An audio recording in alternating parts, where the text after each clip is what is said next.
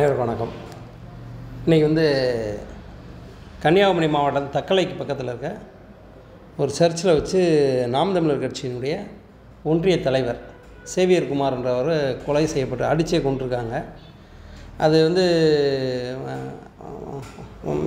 நியூஸில் வரப்போகும்போது எப்படின்னா தனிப்பட்ட பிரச்சனை அதுன்னு சொல்கிறாங்க. குற்றச்சாட்டுன்றது கட்சி ரீதியாக இன்றைக்கி நான் மதுரை வழியாக கிராஸ் பண்ணி போகும்போது போராட்டங்கள் அறிவிப்புகள் இதெல்லாம் பார்த்துக்கிட்டு இருந்தேன். நான் அரசியல் ரீதியான ஒரு கொலையை திமுகவினுடைய ஒன்றிய செயலாளர் ரமேஷ் பாபு ஏதோ ஒரு பேர் சொல்கிறாங்க, அவர் பண்ணிட்டாருன்னு சொல்கிறாங்க. இதில் இப்போ எப்படின்னு கேட்டிங்கன்னா ரெண்டு விஷயம் ஆக்சுவலாக என்னுடைய ஆழ்ந்த அனுதாபத்தை தெரிவிச்சுக்கிறேன். நான் இதில் இப்போ இவங்க கொண்டு போகிற திசைன்றது நாம் தமிழர் கட்சியில் உள்ளவங்களுக்கு பெரிய பாதிப்பு எதுவுமே இல்லாததுனாலையும் அதனுடைய அந்த வழக்கறிஞர் பிரிவினுடைய சங்க தலைவர் பேசும்போது குளித்தலையில் சேர்ந்தவர்னு சொல்கிறாரு. ஒரு மர்டர் கேஸில் 30 நாள் ஜெயிலிருந்து வெளியில் வந்துடுவாங்கன்றாரு. இவங்களுக்கு இப்போ அது மாதிரி இதுக்கு முன்னாடி அன்னை சாட்டை திருமுருகன் பேச போகும்போது உள்ளே போனால் அப்படி செய்வாங்க இப்படி செய்வாங்க, செருப்பு 3000 ரூபா, நான் சுக்கா வாங்கி சாப்பிட்டேன் அது 2000 ரூபா, இப்படி என்னென்னத்தையும் சொல்கிறாங்க. சிறை அனுபவம் துளியும் கிடையாது, அதனுடைய கட்சியினுடைய தலைமைக்கும் கிடையாது, இரண்டாம் கட்ட தலைவர்களுக்கும் கிடையாது, அதை ஹேண்டில் பண்ணுற விதமும் கிடையாது. இப்போ ஒரு ஜல்லிக்கட்டு வாடியில் ஒரு கண்டு வருதுன்னு சொன்னால் கண்டெல்லாம் நிறைய பேர் விடுவாங்க. பெரிய மாடுபிடி வீரர்கள் பிடிப்பாங்க, மாடு தப்பிச்சு போகும். ஆனால் சமயத்தில் கண்டை விடுவாங்க. எதுக்கு நடினா எங்கள் கண்டு அதில் பழகட்டும், வாடி பழகட்டும்ன்றக்காக. அந்த கண்டினுடைய ஓனரு பெரிய ஆள், அவன் தாட்டியக்காரனாக இருந்தானே கண்டுபிடிக்க மாட்டாங்க, வேணாம்டா பிடிச்சி அடி விழுவும்டான்ற கணக்கு. அப்படி இல்லைன்னு சொன்னால் மாடுபிடி வீரன் மிகப்பெரிய வீரனாக இருப்பே, பச்சை கண்டை போய் பிடிச்சிட்டு விடுறாத அப்படின்னு சொல்லுவாங்க. இந்த இரண்டும் இல்லாமல் இப்போ நீங்கள் வாடியில் வர்ற பச்சைக்கண்டு நாம் தமிழர் கட்சியில் உள்ள இளைஞர்கள் அனைவருமே உங்களை கொலை பண்ணுற லெவலுக்கு போகிறாங்கன்னு சொன்னால் 2 காரணம்தான். தலைமை வீரியம் இல்லாத தலைமை, அப்படி இல்லைன்னு சொன்னால் நீங்கள் உண்மைக்கே வளர்ந்துட்டீங்கன்னு அர்த்தம். வளர்ந்த ஒருத்தரை, அதாவது நீங்கள் இளங்கன்றுன்னு சொல்கிறோம், இளங்கன்று கிடையாது, நீங்கள் விளையாட்டுக்கு உண்டானது. ஆனால் உங்களுடைய ஒரே ஒரு சிக்கன் துண்டுக்கு கட்சி மாறினே இருக்கேன், ஒரே ஒரு பரோட்டா சிக்கன் துண்டு கொடுத்தா கட்சி மாற இருக்கேன், கொடுக்காட்டினா கட்சி மாறவனு இருக்கேன். எனக்கு சிக்கன் துண்டு கொடுக்கல, நான் அதனால் மாறிட்டேன் என்ற காலகட்டத்தில் இன்றைக்கி உங்களோட அறிவு உங்களோட திறமைகள் இவ்வளவும் இருந்து இப்படி ஏன்னா கோயம்புத்தூரில் ஒரு கொலை நடக்குது, இங்கே 2வது விஷயங்கள் நடக்குது. அரசியல்ன்றது சுயசார்பற்ற தேசப்பற்று உள்ள தலைமை வேணும், முறையான வாக்குவாதத்தில் ஈடுபடக்கூடிய தலைமை வேணும், நேர்மையான வாக்குவாதம் செய்யக்கூடிய தலைமை வேணும். அப்படிப்பட்ட ஆட்களை அவங்க தான் அரசியல் பண்ண முடியும். அதர்வைஸ் நீங்கள் உங்களுடைய உழைப்புகள் அனைத்துமே சுரண்டப்பட்டு ஒருத்தர் வளருவாங்க, அந்த தலைமைன்றது ஒன்று மட்டும் வளரும், அல்லது உங்களுக்கு மேலே யார் இருக்காங்களோ அவங்க வளர்ந்துட்டு போயிடுவாங்க. இவங்க நாங்கள் எதிர்வினை, நாங்கள் சட்டத்தை கையிலலாம் எடுத்துக்க மாட்டோம் நாம் தமிழர் கட்சி அப்படின்னு சொல்லி அவர் அந்த அட்வொகேட்டு சொல்கிறாரு. சட்டத்தை கொண்டு உங்கள் பைக்கூட்டுக்குள்ளே திணிச்சா கூட அவர் கையிலலாம் எடுக்கலாம் மாட்டார். அவ்வளோ பயந்தவங்க தலைமை ரொம்ப பெரிய உங்கள் தலைமை ரொம்ப பயந்த தலைமை. அப்படி இருக்க போகும்போது அவரே அப்படி பயப்படுறாருன்னு அடுத்த லெவலுக்கு தலைமை சத்தமாக தும்முனா ஓடி போயிடுவாங்க. அப்படி இருக்க போகும்போது அவங்களெல்லாம் நம்பி நீங்கள் ஆக்சுவலாக வீரியமான விதையை முளைக்க போட்டோம்னா ஒரு விதை 1000 விதையாக மாறும். அதுதான் அரசியலுக்கு சக்ஸஸ் ஆகும். இப்போ 1949 ஆரம்பிக்கப்பட்ட திமுக 52 சென்னை மாநகராட்சியை கைப்பற்றிடுச்சு, 57 13 எம்எல்ஏ எடுத்துடுறாங்க, 62 50 எம்எல்ஏ எடுத்துடுறாங்க, 67 ஆட்சிக்கே வந்துடுறாங்க. அவங்களும் இதே மாதிரி தீவிரமான சிந்தனைகள் எதிர்னாங்க. நாள்பட்ட போராட்டம்ன்றது ரவுடித்தனமாக மாறிடும்.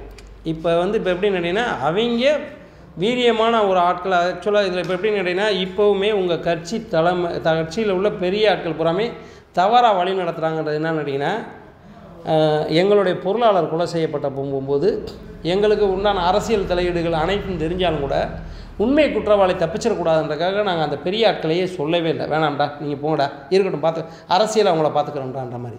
இப்போ தவறான ஒரு விஷயம், அதிகாரத்தினுடைய சுவையை கொஞ்சம் கூட அனுமதிக்காத நாம் தமிழர் கட்சியை அதிகாரத்தை முழுக்க அனுபவிச்சுக்கிட்டு இருக்க ஒரு ஆளுங்கட்சிக்காரங்களோட மாவட்ட செயலாளரையும் அதிகாரத்தில் இருக்க அமைச்சரையும் சும்மானாலும் சொல்லிக்கிட்டே திடுறாங்க, அவர் தான் காரணம், அவர் தான். இது எப்படின்னா பெரிய போர்வையை மொத்தமாக எல்லோரும் மூடி மொத்த குற்றவாளியும் தப்பிச்சு ஓடிடுவாங்க. அதுக்கு உண்டான வழியை இவங்களே உருவாக்கி தர்றாங்க. அப்படி ஒரு விஷயம் செய்ய வேணாம். உண்மை குற்றவாளியை மட்டும் சொல்லுங்கள். யார் செயல்பட்டாங்களோ அவங்கள மட்டும் சொன்னீங்கன்னா மட்டும்தான் இதில் உங்களுக்கு தேவையான நடவடிக்கை இருக்கும். ரொம்ப க்ளீனாக பார்த்தீங்கன்னா காங்கிரஸ் கட்சி மேலே மிகப்பெரிய ஊழல் குற்றச்சாட்டு இருந்திருக்கு, திமுக மேலே குற்றச்சாட்டு இருந்திருக்கு, அதிமுக மேலே குற்றச்சாட்டு இருந்திருக்கு. இவர்கள் அனைவருமே ஆட்சிக்கு வந்ததுக்கப்புறம் அவங்க மேலே சொல்லப்பட்ட குற்றச்சாட்டு சொத்து அதுன்னு சொல்லி. ஆனால் இவங்க எந்த ஒரு வார்டு கவுன்சிலர் கூட எடுக்காத உங்கள் கட்சி மேலே இவ்வளோ பெரிய கட்சியில் கணக்கு கேட்குறாங்க. கட்சியில் வந்து வரவு செலவுகளில் சண்டை வருது, வரவு செலவு சண்டை வச்சு வெளியில் போகிறாங்க, கேள்வி கேட்குறதுனால கொல்லப்படுறாங்க, கேள்வி கேட்க வேண்டிய ஆள் கேள்வி கேட்காமல் இருக்காங்க. இவை அனைத்தையும் வச்சு பார்த்திங்கன்னா அதிகாரத்துக்கு வர்றதுக்கு முன்னாடியே இவங்க பெரிய தவறுகளில் ஈடுபட்டுக்கிட்டே இருக்காங்க. எல்லாருமே வளர்ந்ததுக்கப்புறம் செய்யக்கூடிய தப்பை இவங்க இன்னும் முளை கூட விடலை, அதில் அப்பயே செய்கிறாங்க. இதில் பெரிய விஷயம், வருத்தப்படக்கூடிய விஷயம் என்னென்னா அந்த கட்சியில் இருக்க எல்லா விதையுமே முளைக்கிற விதை, அதை பூரா பேர் அள்ளி திங்கிறாங்க. தலைமை பதவியில் இருக்கீங்க அள்ளி திங்கிறாங்க என்பது வருத்தமாக இருக்குது. ஒரு உயிர் பலிப்பு கோயம்புத்தூரில் நடந்த உயிர் பலிக்கு என்ன பண்ணிட்டாங்க, ஒன்றும் கிடையாது. இவை அனைத்துமே உங்களுடைய தலைமையினால் நாளைக்கு காம்ப்ரமைஸ் செய்யப்படும். ஏதேனும் ஒரு காரணத்தை கெக்க புக்கன்னு சொல்லத்தான் போகிறாங்க, அதை நீங்கள் கேட்கத்தான் போகிறீங்க. தமிழ்நாட்டு அரசியல்ன்றது அப்படின்னா தேசிய அரசியலிருந்து மாற்றி பிராந்திய அரசியல். தேசிய அரசியல்ன்றது காங்கிரஸ்லேருந்து திமுகன்ற பிராந்திய அரசியலுக்கு வந்துச்சு. அதுக்கப்புறம் வந்து இவங்க 2 பேரும் தான் 1-2 இருந்தாங்க. ஆளுங்கட்சி எதிர்கட்சியாக இருக்க போகும்போது பிராந்திய அரசியலே 2 பிரிவு மாதிரி தேசிய அரசியலே கடந்த 65 வருடங்களாக ஒழிக்கப்பட்டு விட்டது தமிழ்நாட்டில். நீங்கள் பண்ணக்கூடிய உழைப்பு, உங்களுடைய அறிவு, உங்களுடைய சித்தாந்தம் இவை அனைத்தும் பிரயோஜனப்படணும்னா சரியான நீங்கள் எப்படி நினைக்கிறீங்கன்னா சென்னைக்கு கோட்டை ஜெயின் ஜார்ஜ் கோட்டைக்கு போகிற ட்ரெயினில் நீங்கள் ஏறவே இல்லை இப்போ வரையும். நீங்கள் வண்டியில் போயிட்டுருக்கீங்க. அங்கிட்ட அந்தமான் பக்கம் போகுது உங்களுக்கு, இங்கிட்ட டெல்லி பக்கம் போகுது உங்களுக்கு, எங்கிட்டோ ஒரு பக்கம் சுற்றிக்கிட்டே இருக்குது. நீங்கள் சுற்றி வந்து சென்னைக்கு உண்டான அதிகாரத்தை மையத்தை உட்கார்றதுக்கு முன்னாடி வேறு ஒருத்தர் அந்த அதிகார மையத்துக்கு வந்துடுவாங்க. அந்த மாதிரி நீங்கள் ஏறின ட்ரெயின் அதிகார மையத்துக்கு போகிற ட்ரெயின் கிடையாது. உங்களோட உழைப்பு அதிகார மையத்துக்கு போகிறதுக்கு உண்டான கிடையாது. இதெல்லாம் சிந்தித்து செயல்படணும். ஆளுங்கட்சியை எதிர்க்க போகும்போது, அதாவது நானும் ப்ராக்டிக்கலாக பார்த்த விஷயம் அப்படின்னா, நம்மளுடைய இது வந்து நான் திமுக சப்போர்ட்டெல்லாம் பண்ணல. என்னைய ஒரு கொலை வழக்கில் என்னை வந்து முதல் குற்றவாளியாக்கி மீடியா பூரா போட போகும்போது நான் குற்றமற்றவன் அப்படின்னு போய் சிஎம் கிட்ட நிற்க போகும்போது சிஎம்மோட இமீடியட் சர்க்கிள்கிட்ட பேச போகும்போது இங்கே வாப்பா சட்டம் ஒழுங்கு பிரச்சனையாக பக்கத்தில் கூட வராத சிஎம் என்கரேஜ் பண்ண மாட்டேன்னு சொன்னாருன்னு சொல்லி என்னை விரட்டி விட்டுறாங்க.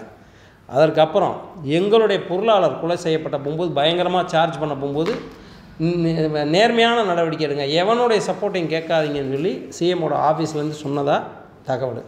இப்போ ஹோம் செக்ரட்டரி வந்து அமுதா மேடம் இருக்காங்க, நம்மளோட டிஜிபி சங்கர் ஜிவால், இவங்க இந்த செக்டார் வந்து சட்டம் ஒழுங்குன்றது வந்து முழுக்க எந்த காம்ப்ரமைஸும் கிடையாதுப்பா, எவன் பேச்சையும் கேட்காதப்பா அப்படின்னு சொல்கிற லெவலுக்கு முதலமைச்சர் சொல்லியிருக்கிறதுனால அவர் இந்த விஷயத்தை என்கரேஜ் பண்ண மாட்டாரு. அது எந்த கட்சிக்காரனாக இருந்தாலும் சரிதான்.